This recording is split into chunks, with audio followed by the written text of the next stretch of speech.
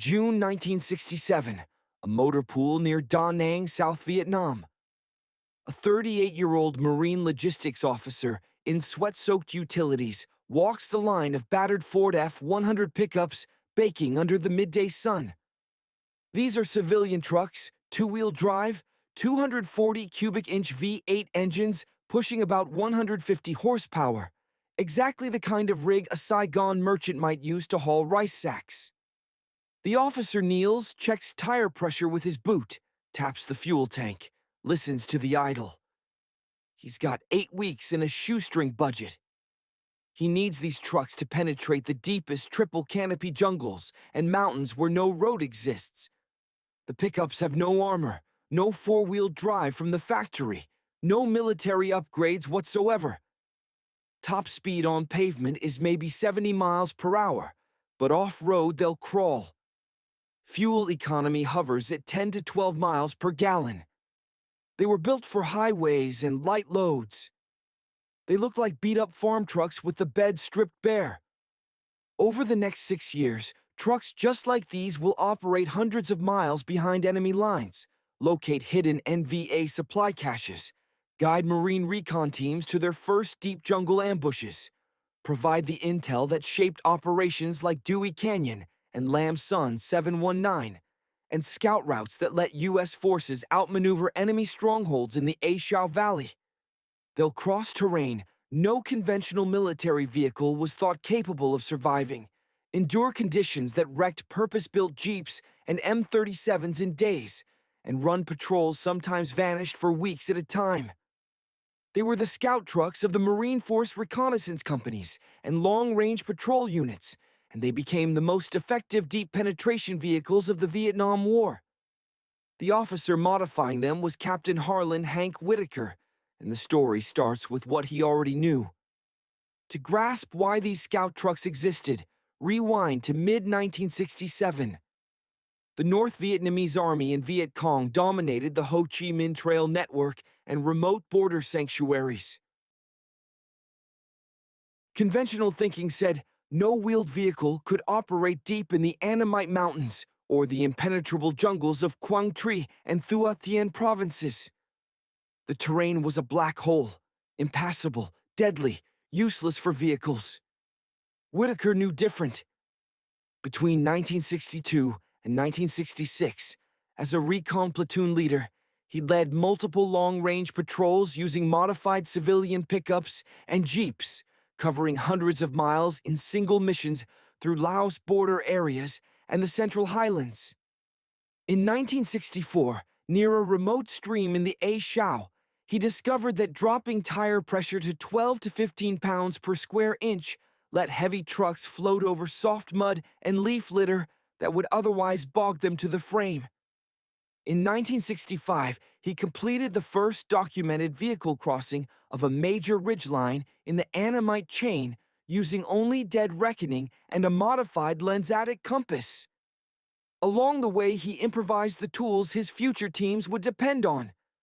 The Whitaker Jungle Compass, a simple azimuth ring mounted on a vertical rod that could be read on the move without stopping.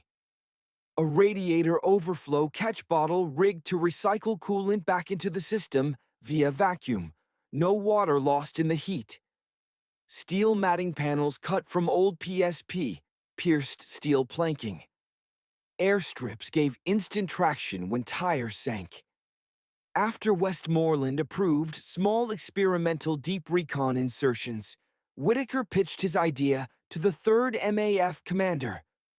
Small teams in rugged civilian trucks slipping deep into enemy rear areas for intelligence gathering and limited hunter-killer raids. The general asked how he planned to reach the remote valleys. Whitaker pointed at the map and said, "Straight through the green hell." He got 8 weeks. The truck Whitaker chose was the Ford F-100 4x2, later some 4x4 conversions. A civilian 1/2-ton pickup with a 240 cubic inch inline.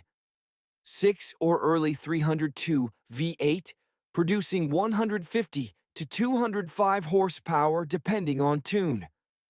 3 or 4 speed manual, standard 20-gallon tank for roughly 200 to 250 miles range. They were bought from dealers in Da Nang and Hue, borrowed from ARVN motor pools, or pulled from stateside surplus. What Whitaker's men did to them turned them into something else entirely. They removed doors and windshields. Glass glare gave away positions to NVA spotters from miles away. They bolted on the jungle compass and coolant recycler. They welded raised wooden sideboards, greedy boards, to double cargo space for ammo, water, and gear. Steel pipes securing the boards doubled as pintle mounts for M60S. They added racks for PSP matting, brackets for extra spare tires, and mounts for up to 6 weapons per truck. They strapped jerry cans of gas, water, and diesel till each truck carried 1.5 to 2 tons overload, triple the rated payload. With extra fuel, range stretched past 600 miles. Each truck carried a 4 or 5-man team and bristled with firepower that evolved. M60s on swivel mounts replaced older BARs, captured AKs supplemented M16s for quieter ops, M79 grenade launchers rode shotgun, CAR-15S in the cab. Every man carried an M16, sidearm, frags, and claymores.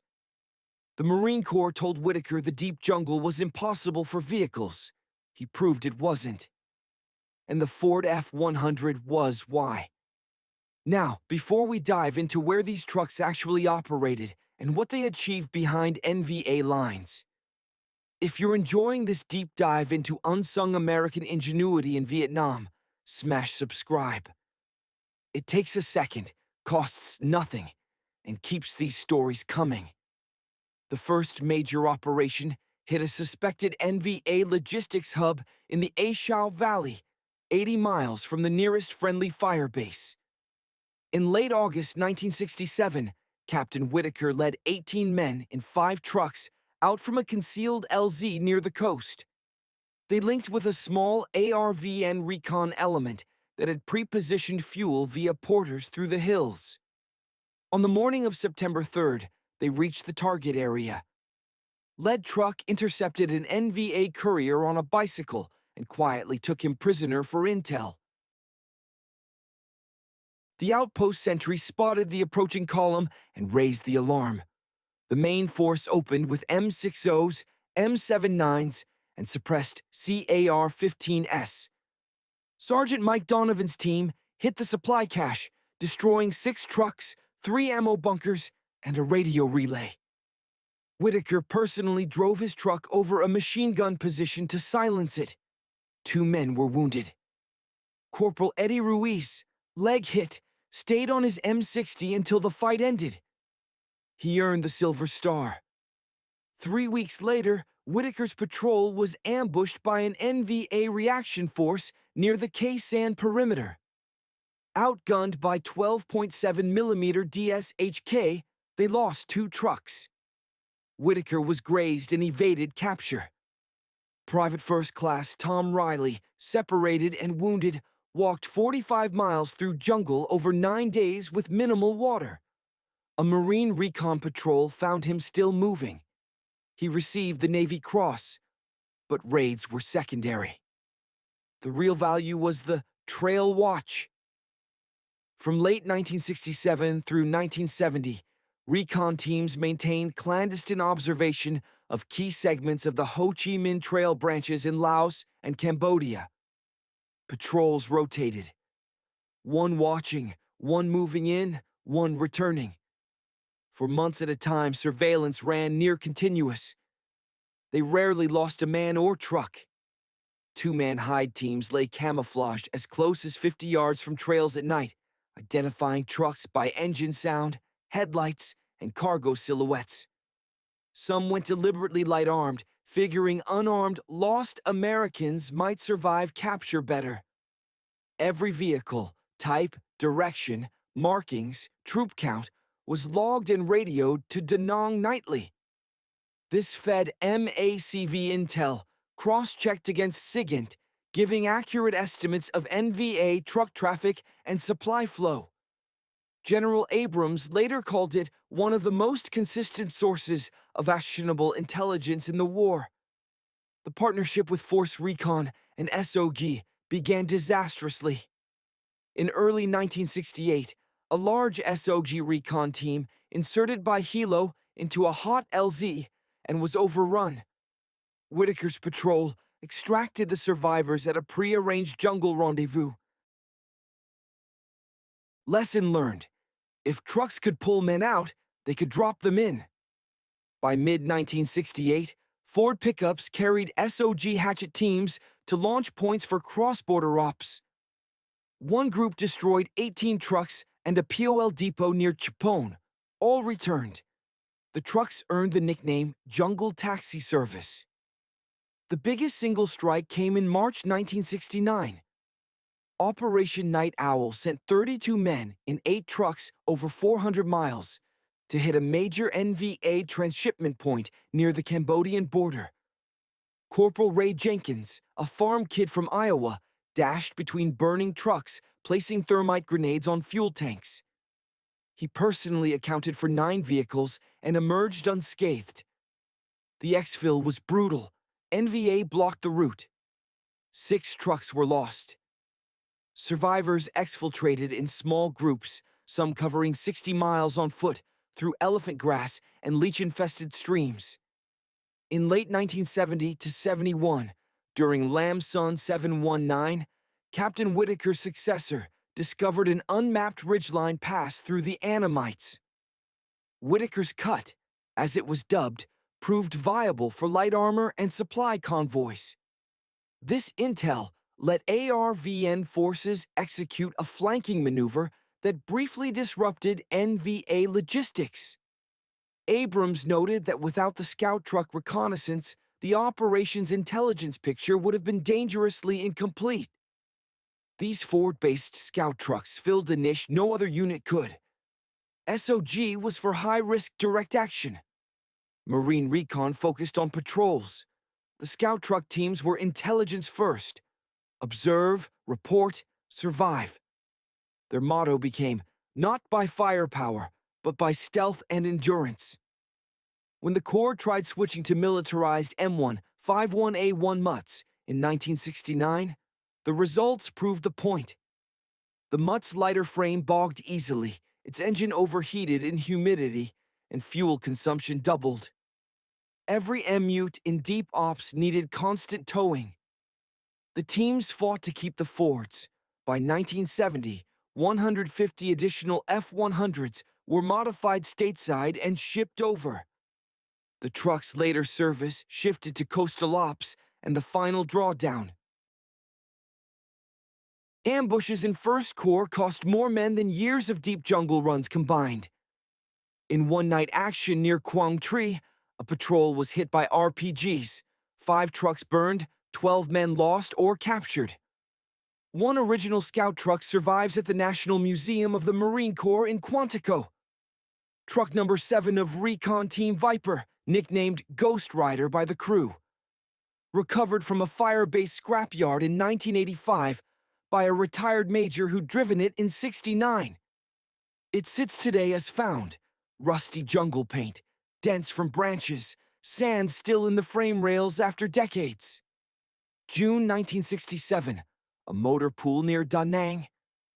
A tired captain is buying civilian pickups with scrounged funds, and no one thinks it will last a month. The trucks have no armor, no factory 4-wheel drive, no pedigree. They're 2-wheel drive Fords with 150 horsepower and a top speed that wouldn't impress a motorcycle.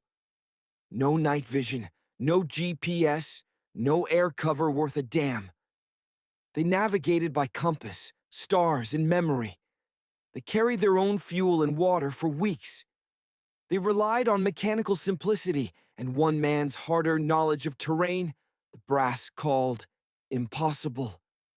And yet they worked, in the mud of the A Shao, the ridges of the Annamites, along the trail at 50 yards, at Night Owl and Whitaker's Cut, and 100 nameless hides across a jungle the size of California.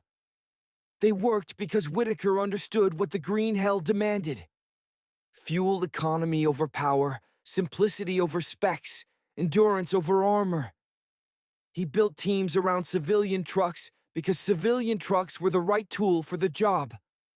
General Westmoreland later wrote, "Those scout truck teams caused more disruption than any Marine unit of similar size.